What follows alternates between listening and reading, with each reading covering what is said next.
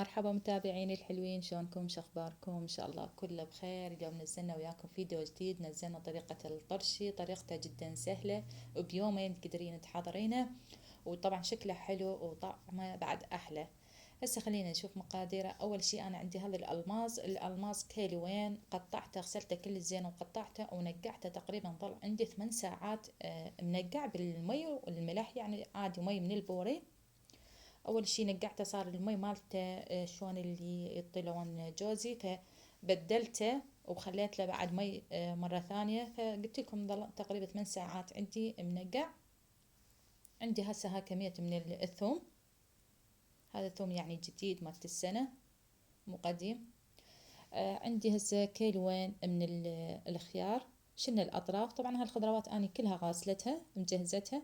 وهذه اللهانة تقريبا أنا عندي وحدة كبيرة قصيتها بالنص، تطلع يعني كيلو من القرنابيط، وكيلو جزر. عندي هذه يعني كمية كلش قليلة من الفلفل، هذا فلفل الحار، إذا ما تحبونه عادي لا تضيفونه، بس هو يعطي طعم طيب. وأي نوع من الخضروات اللي تحبون بعد انتم تضيفونها عادي. هسه أنا سويت بيها شرائح الخيار، يعني بهالشكل هذا لازم حتى تدخل لها التتبيلة والملوحة. راح نقطع القرنابيط، يعني نسوي شلون الوردات صغار. هو أحلى شي القرنابيط بالطرشي. هذه المقادير إذا تقدرون يعني تسوين أقل يعني تقللينهن، أو تبدين تسوين أكثر حسب العائلة مالتكم. قطعت الجزر بهالشكل هذا، لا تخلونها لا خفيفة ولا ثخينة، هالحجم هذا كلش كافي.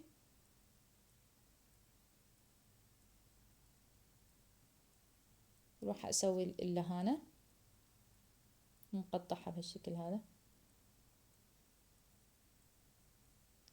راح نسويها شلون المربعات صغار وننتقل للطباخ.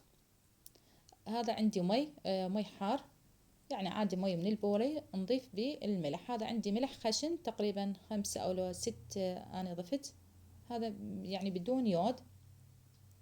ونتركه يفور، ورا يعني نذوب الملح ويفور عندنا، فنذب الخيار والفلفل.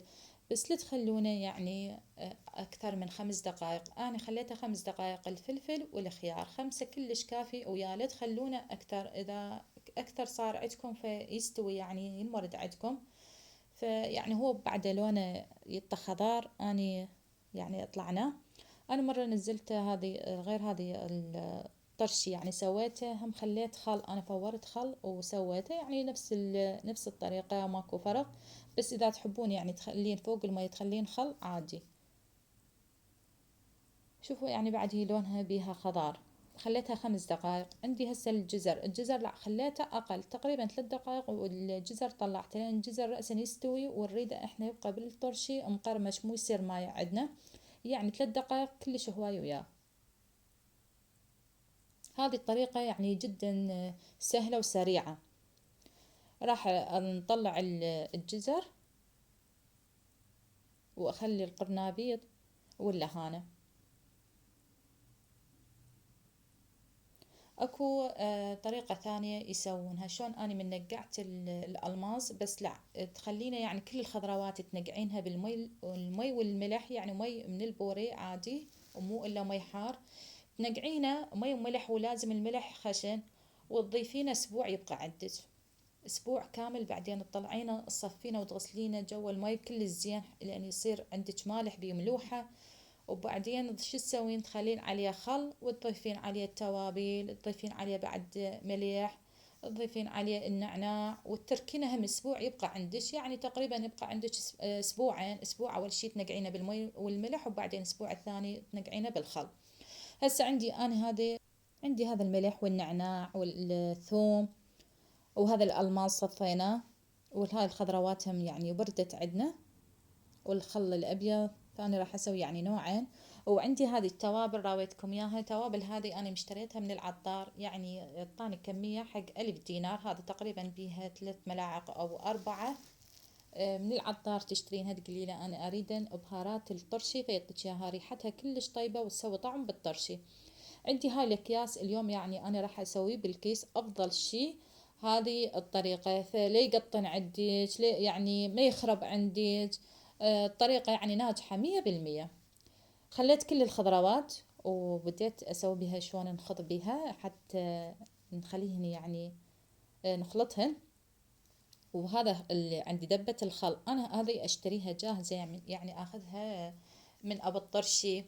فهذه تجي شلون بيها بطنج وطعمه كلش طيب. هذا الخل يعني أطيب من اللي بطالة تشترينها ب1000 دينار. هذا الدبات طعمها كلش طيب. وخليت عليها، شفت هذا قلاص دبس، أنا سويته حامض حلو. قلاص واحد يعني هو مو مدبس، بس صار لش حامض حلو، يعني مو كلش حلو ولا حامض كلش. اذا ما تحبون يعني تخلونه يعني حامض حلو تردونه بس حموضه، اللي تخلين دبس. واذا تردينه بعد يصير كلش حلو يعني مدبس، تضيفين بعد دبس اكثر. خليت ملح خليت 2.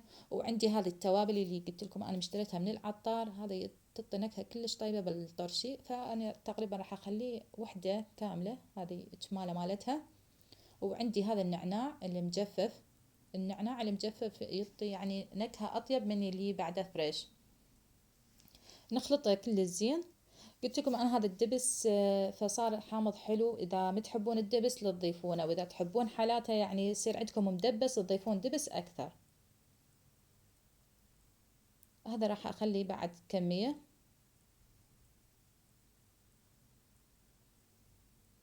هذا كلش كافي.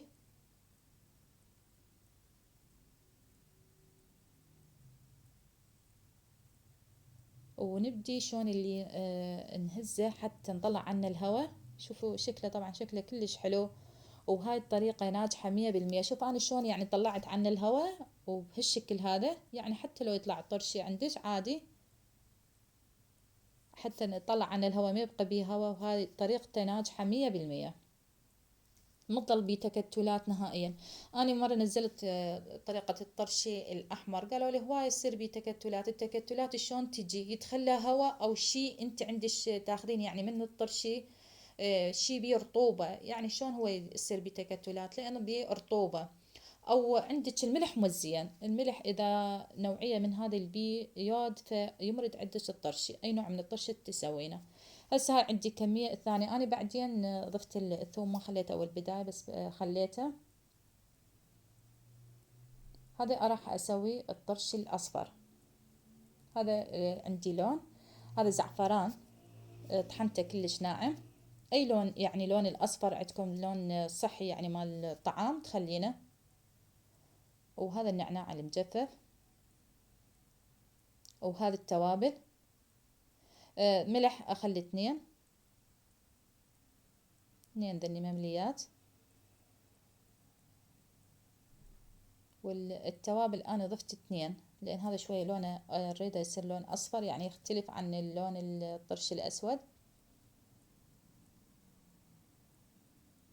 هذا خل الابيض، اذا تردون تخلون خل التفاح خل الابيض يعني اثنين ماكو فرق بيناتهن. هذا انا عندي بطلين من خل الابيض ضفته، بس بعدين احتاجت فضفت له تقريبا قلاص او قلاص ونص من المي، مي عادي بس مش من البوري، لا مي اللي احنا نشربه، مي النظيف. ونبدي نخلط بهن يعني نذوب الملح والبهارات يعني ونضيفه. شوف اللون مالته شلون صار.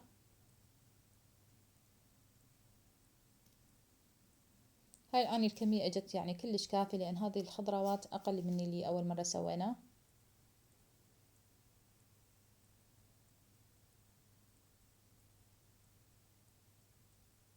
هذه نحركه لازم يعني نحاول نطلع عنه الهواء، لا تخلون بيه داخله هواء. لازم يعني تحاولون تطلعون عنه الهواء، حتى لو يطلع عندكم من عند الطرشي عادي. شوفوا بهالشكل هذا.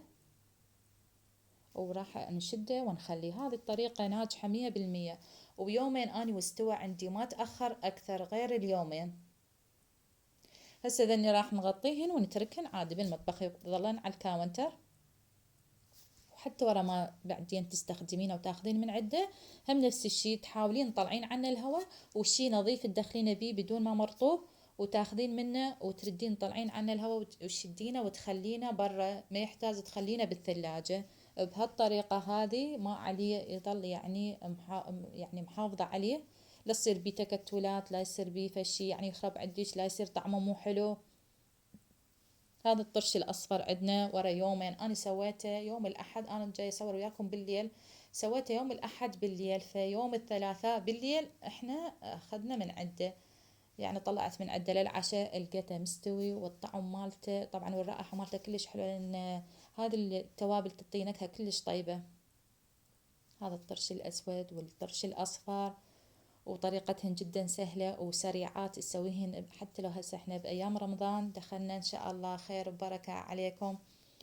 في يومين تقدرين يعني تسوينه بالليل لأن انتم مفطرة، تسوينه بالليل، وورا يومين هميناته تحضرينه للفطور وتلقينه يعني مستوي وجاهز عندك. هسه ذني شكلهن خلينا من عدهن، شوفوا شلون مستوي القرنابيط، يعني اسرع من اللي قلت لكم اني تخلينه يضل عندي 7 ايام بالمي الملح، وبعدين تردين تصفينه وتخلينه بعد بالخال، ياخذ وقت منك كلش هوايه. هذه الطريقه جدا سهله، وتردين تكررينها مره ثانيه. والخيار شوفوا شلون مقرمش وحلو. هذه الطريقه ناجحه 100%، جربيها وما تندمين. هذا عندنا الطرشي الحامض حلو، والخيار شوفوا يعني شكلها هي مستوية بس من كسرينها مقرمشة.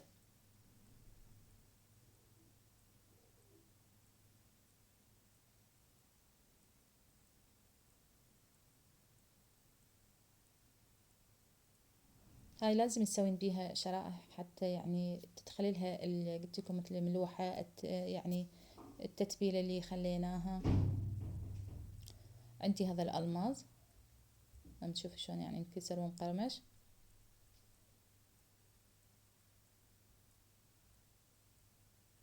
هذه اليوم اني طريقتي للطرشي، وان شاء الله عجبتكم هاي الطريقة وتجربونها وتنجح عندكم. وإذا أول مرة تزورون قناتي أتمنى تشتركون بها وتفعلون الجرس حتى يوصلكم كل جديد، وتحياتي لكل يتابعني، ونقول لكم سهمكم العافية، وكل عام أنتم بألف خير.